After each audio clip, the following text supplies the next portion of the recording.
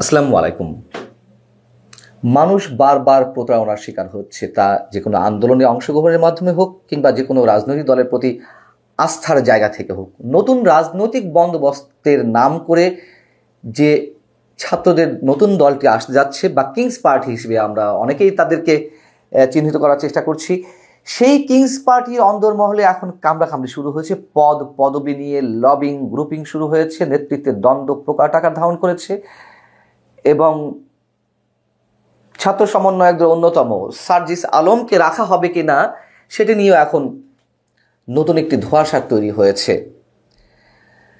আমি আমার এই পর্বে অন্তত এই দল যেভাবে গঠন প্রক্রিয়ায় রয়েছে, নেতৃত্বে যারা আসতে যাচ্ছে তাদের নিয়ে খুব বেশি মন্তব্য না করলেও চলবে, বরং এই দলের নেতারাই গণমাধ্যমের সামনে যা বলছে সেটুকু শুনলেই আমরা স্পষ্ট হব যে ভেতরে কি চলছে এবং আত্মপ্রকাশের আগেই এই ধরনের দল কখনো জন আকাঙ্ক্ষা পূরণ করতে পারে কিনা বা পারবে কিনা সেটিও অনেকের সামনে অনেক বড় প্রশ্ন হয়ে দাঁড়াচ্ছে।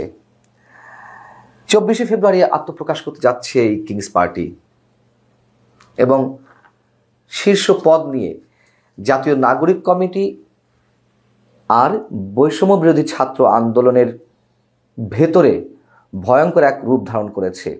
এটি এরই মধ্যে বিভিন্ন গণমাধ্যমে এসেছে, আপনারা হয়তো অনেকেই জেনেছেন। মূলত এই পার্টিটি প্রথমে আহ্বায়ক কমিটি হিসেবে আসবে। আহ্বায়ক হিসেবে আমরা জানি এরই মধ্যে তথ্য সম্প্রচার বিষয়ক উপদেষ্টা নাহিদ ইসলামের নাম ওপেন সিক্রেট, যদিও ফরমালি এখনো ঘোষণা করা হয়নি, তিনি পদত্যাগ করবেন খুব শীঘ্রই হয়তো। কিন্তু বিপত্তিটা বেঁধেছে সদস্য সচিব পদ এবং এর সঙ্গে আরও বেশ কয়েকটি পদ নিয়ে। এখন এই সদস্য সচিব পদে কারা আসতে চান? জাতীয় নাগরিক কমিটির যিনি এই মুহূর্তে সদস্য সচিব আক্তার হুসাইন, ঢাকা বিশ্ববিদ্যালয়ের ডাকসুর সমাজসেবা সম্পাদক ছিলেন, তিনি জোরালোভাবে প্রতিদ্বন্দ্বিতা করতে চাইছেন। প্রতিদ্বন্দ্বিতা যে কেউ করতে পারেন, গণতান্ত্রিক দল যদি হয়ে থাকে প্রতিদ্বন্দ্বিতা থাকবেই। কিন্তু মজার বিষয় হচ্ছে যারা এই পদের দাবিদার তারা অনেকে বলছে যে কেন প্রতিযোগিতা করতে হবে, আমরাই সর্বা, আমরাই গণঅভ্যুত্থানে সামনে থেকে নেতৃত্ব দিয়েছি। আবার কেউ বলছে না, নির্বাচনটি হোক, নির্বাচনের মাধ্যমেই গণতান্ত্রিক প্রক্রিয়ায় যারা সদস্যদের বেশি ভোট পাবে তারা আসবে, কিন্তু আরেক পক্ষ মানতে চাইছে না।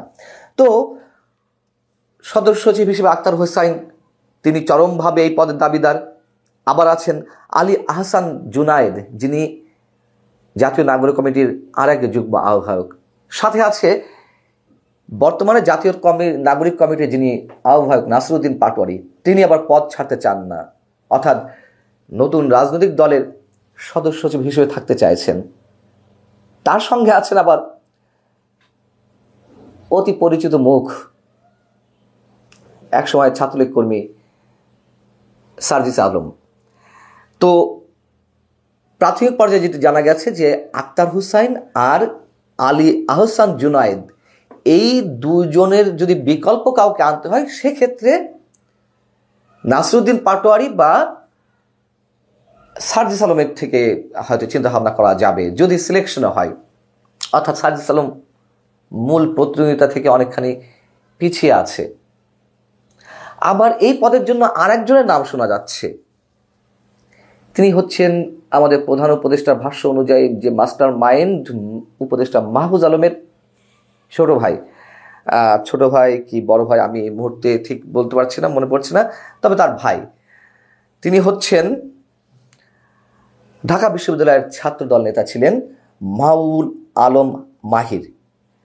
এই যে তুমুল একটা প্রতিদ্বন্দ্বিতামূলক অবস্থা, প্রতিদ্বন্দ্বিতা যদি সুষ্ঠুভাবে হয় সেটিকে আমরা বলতে পারি যে গণতান্ত্রিক ব্যবস্থা থাকতেই পারে, কিন্তু তা না। কে কার চেয়ে এগিয়ে, কার কতটুকু কন্ট্রিবিউশন, সেই জায়গা থেকে তারা নিজেরাই সব কিছুর কর্তৃত্বের দাবিদার, এমন একটি ভাব প্রকাশ করা হচ্ছে অনেকের মধ্য থেকে। গণমাধ্যমের সঙ্গে জাতীয় নাগরিক কমিটি যারা কথা বলেছেন, কেউ নাম প্রকাশ করেছেন, কেউ করছেন না, কেউ আবার ফেসবুকে স্ট্যাটাস দিচ্ছেন, মানে প্রকাশ্যে এসে গেছে বিষয়টি। তো নাম প্রকাশ না করার সত্ত্বে কোনো যারা শীর্ষ পদে রয়েছেন তাদের অনেকে বলছেন কেউ কেউ এ পদে একমাত্র নিজেই যোগ্য বলে ধরে নিচ্ছেন, যেটি ঠিক নয়। ইনক্লুসিভ পলিটিক্স করতে এসে এ পদের জন্য গো ধরে বসে থাকা কোনো সংগঠনের জন্য সুখবর নয় বা সুখকর নয়। খুবই যৌক্তিক কথা। এখন শীর্ষ 4টি পদের মধ্যে 2টি আবার এক পক্ষ দাবি করছে যে আমাদেরকে দিতে হবে, না দিলে হবে না। বুর্জুয়া রাজনীতি যেটি চলে, এই নাকি নতুন রাজনৈতিক বন্দোবস্ত। যাই হোক, আরেক নেতার নাম প্রকাশ না করার শর্তে বলছেন, সংগঠনে আমাদের বিশাল কন্ট্রিবিউশন রয়েছে, আমাদের অনুসারী অনেক রয়েছেন, নির্বাচন দিলে আমাদের লোকই এই পদের জন্য নির্বাচিত হবেন। তাও ভালো কথা, তারা নির্বাচন চাইছে। ফেসবুকে স্ট্যাটাস দিচ্ছেন অনেকে, পদবীর দাবিদার হয়ে বা সমর্থকদের অনেকে। তো আক্তার এবং জুনায়েদ, তাদের যারা অনুসারী, তারা বলছেন অনেকে যে আক্তারকেই তারা নেতা মানেন, আর কাউকে নয়। আক্তারকে মাইনাস করতে চায় কে? মোটামুটি একটা হুমকি দেওয়ার চেষ্টা করা হচ্ছে যে কে আক্তারকে মাইনাস করতে চায়। আবার আর এক পরিচিত মুখ, বৈষম্যবিরোধী ছাত্র আন্দোলনের মুখ্য সমন্বয়ক, মুখ্য সংগঠক আব্দুল হান্নান মাসুদ, তিনি সরাসরি লিখেছেন আক্তারের পক্ষে যে ফ্যাসিবাদ বিরোধী রাজনীতিতে আসা আক্তার হোসেনের হাত ধরেই, আমি আক্তার হোসেনের হাত ধরেই এসেছি। এ দেশের প্রতি, দেশের মানুষের প্রতি ওনার ভালোবাসা সবসময় আমাদের মুগ্ধ করেছে। ঢাকা বিশ্ববিদ্যালয় ক্যাম্পাসে একক নেতৃত্বে ছাত্রলীগ নামক সন্ত্রাসীদের বিরুদ্ধে সবসময় রুখে দাঁড়িয়েছেন আক্তার। বারবার হামলার সম্মুখীন হয়েছেন, আহত হয়েছেন, কারারুদ্ধ হয়েছেন, কিন্তু সঙ্গীদের এক মুহূর্তের জন্য ছেড়ে যাননি। কোনো যদি কিন্তু এই সব শব্দ ছাড়া সচেতন নাগরিক হিসেবে আক্তার হোসেনের পাশে আছি। বোঝা যাচ্ছে যে বিষয়টি নতুন রাজনৈতিক ধারা তারা চালু করতে চায়, এটি তার নমুনা। আবার বৈষম্যবিরোধী ছাত্র আন্দোলনের সমন্বয়ক, অন্যতম সমন্বয়ক ফারজানা আফিফা অদিতি, তিনি লিখছেন তার ফেসবুক স্ট্যাটাসে, নতুন রাজনৈতিক বন্দোবস্তের মধ্যে সংগঠনগুলোর প্রধান পদগুলোতে কাদের দায়িত্ব দেওয়া হবে তা অবশ্যই সংগঠনের সকলের মতামতের ভিত্তিতে নির্ধারণ করতে হবে। অন্তত প্রথম 10 জনের সিদ্ধান্ত মানুষের উপর ছেড়ে দিতে হবে। অর্থাৎ প্রথম যে 10টি পদ, সেই পদবিগুলো নির্বাচনের মাধ্যমে হোক, তিনি সেটা চাইছেন সংখ্যাগরিষ্ঠতার ভিত্তিতে। আগের মতোই যদি এই একজন দুইজন সব সিদ্ধান্ত নেয়, তাহলে সে নতুন রাজনৈতিক বন্দোবস্তের সঙ্গে আমরা যাত্রা দীর্ঘায়িত করব না। অর্থাৎ অনেকে এরই মধ্যে দল ছাড়ার হুঁশিয়ারি দিয়ে দিয়েছেন, বা যে নাগরিক কমিটি বা বৈষম্যবিরোধী ছাত্র আন্দোলন এইসব সংগঠন থেকে পদত্যাগের স্পষ্ট হুমকি দিচ্ছে, তারা জানিয়ে দিচ্ছে। অর্থাৎ ভয়ঙ্কর আকারে যেই অন্তর্দ্বন্দ্ব শুরু হয়েছে, এটি কোনো ভালো ইঙ্গিত নয়। শুরুতে বলছিলাম মানুষ প্রতারিত হয়েছে, মানুষ বারবার প্রতারিত হচ্ছে, অবশ্যই হচ্ছে। মানুষ এখন সন্দিহান কাদের সাথে থাকবে। তারপরে হয়তো মানুষের কিছু করার থাকে না, কাউকে বেছে নিতে হয়। এই প্রত্যানার শেষ কোথায় আমরা জানি না। এবং যে কিংস পার্টিতে আসতে যাচ্ছে, তাদের কাছ থেকে আর মানুষ কি আশা করতে পারে এরকম একটা যাত্রার মধ্য দিয়ে? আল্লাহ হাফেজ, ভালো থাকুন সবাই।